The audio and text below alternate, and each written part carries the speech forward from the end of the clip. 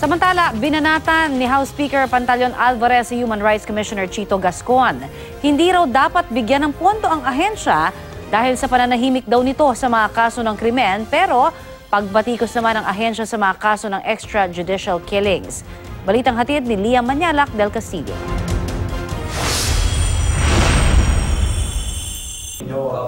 Zero budget. Yan daw ang dapat makuha ng Commission on Human Rights o CHR kung si Speaker Pantaleon Alvarez ang tatanungin. Ako tatanungin nyo, zero.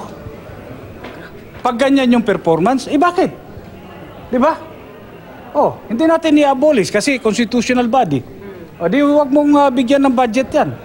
Dahil nga hindi naman fair Sa pagdinig ng Committee on Appropriations sa budget ng Commission on Human Rights, hindi nakapagpigil si Alvarez na usisain si CHR Chairman Jose Luis Gascon kung bakit tahimik sila kapag may mga namamasaker o nagagahasa, pero maingay kapag may mga alegasyon ng extrajudicial killings. Sino ba ang nagpapasweldo sa inyo?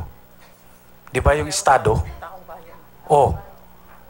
Gusto mo yung Estado yung palagi mong pinupuna. Estado yung nagpo-protect doon sa mga karapatang pantao ng mga biktima.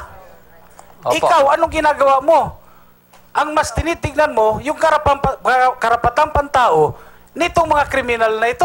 Ang tinitingnan po namin ay yung kabuuan ng sitwasyon ng human rights at syempre yung aspeto ng violation of human rights ng mga persons accused, tinitingnan namin. Tama na, binubulan mo lang kami. Mr. Chairman? Natanong din si Gascon sa pagbisita niya kay Senadora Laila De Lima na nakakulong sa PNP Custodial Center. Ang pinapakita namin na realidad, yung attitude mo na ikaw ay partial.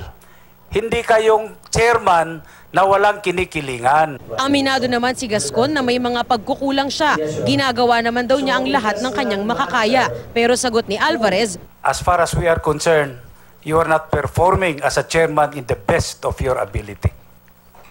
Marami po akong kakulangan, Your Honor, at pipilitin kong punuan, Your Honor. In the meantime, siguro, tsaka na rin namin pupunuan yung dapat mong kailangan sa iyong departamento. 649 million pesos ang hinihinging pondo ng CHR para sa susunod na taon. Pinakamaliit daw ito sa mga hinihinging budget ng ibang constitutional commission na tulad nila. Liam Manyalak del Castillo, GMA News.